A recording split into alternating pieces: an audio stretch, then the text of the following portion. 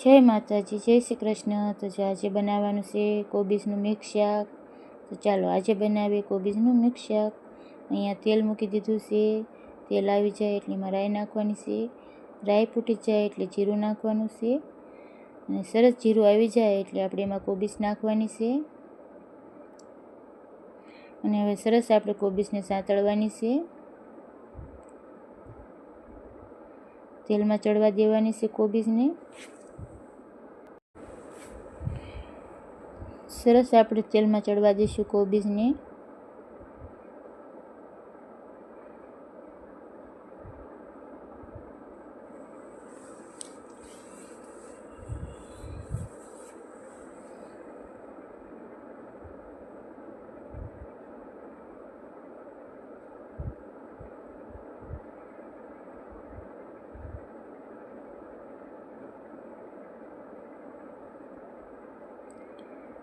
તો હવે અહીંયા હું બટેકા નાખીશ।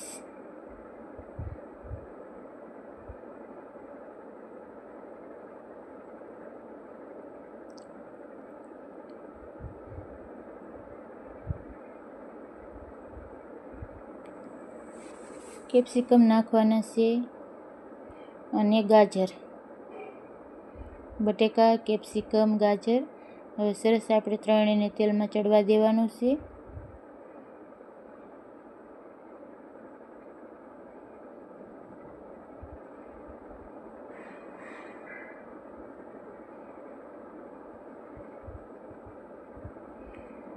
આપણે સરસ શાકને હલાવતું રહીશું એટલે તે ચોટે નહીં અને તેલમાં ચડી જાય શાક।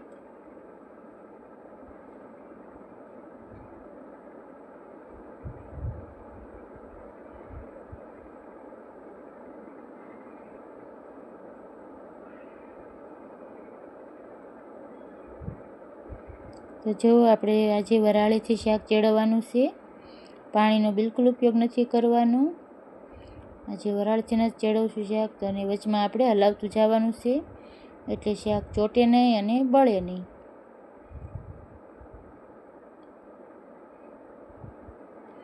હવે આપણે એમાં ટમેટાં નાખશું અને મિક્સ કરી નાખશું।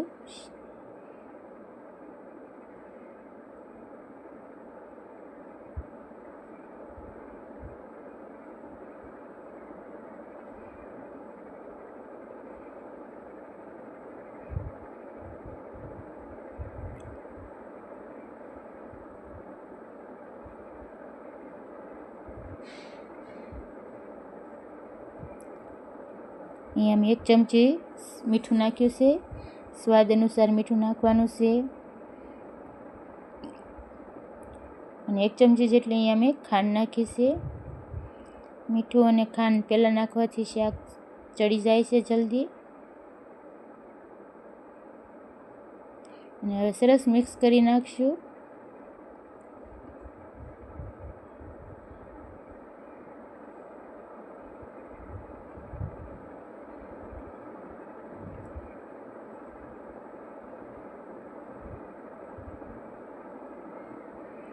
તમે જોઈ શકશો સરસ શાક હવે ચડવા આવ્યું છે।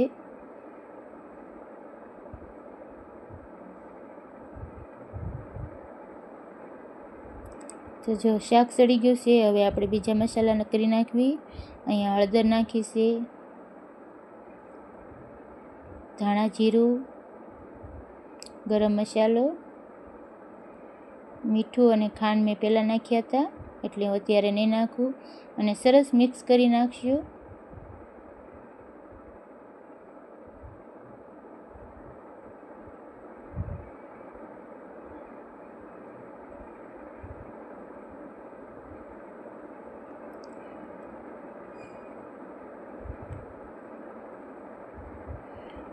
લાલ મરચું નાખવાનું છે, જે પ્રમાણે આપણે તીખું ખાતા હોય એ પ્રમાણે અહીંયા લાલ મરચું નાખવાનું છે અને સરસ મિક્સ કરી નાખશું એટલે બધાય મસાલા મિક્સ થઈ જાય।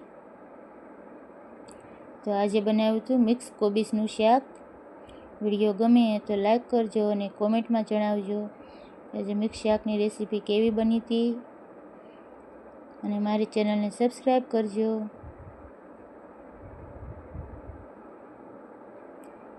તો સરસ આપણે હવે હલાવી નાખશું અને એકદમ મિક્સ કરી નાખશું બધા મસાલા. તો આ શાક બનીને તૈયાર થઈ ગયું છે. આમાં આપણે પાણીનો બિલકુલ ઉપયોગ નથી કર્યો, વરાળીથી ને શાક ચડ્યું છે. તો તૈયાર છે શાક. હવે આપણે ઉપરથી ધાણા નાખી દઈશું. અને ક્યાંથી જોવો છો વિડીયો તે પણ કોમેન્ટ કરજો. વિડીયો ગમે તો લાઈક કરો. જય માતાજી, આવજો.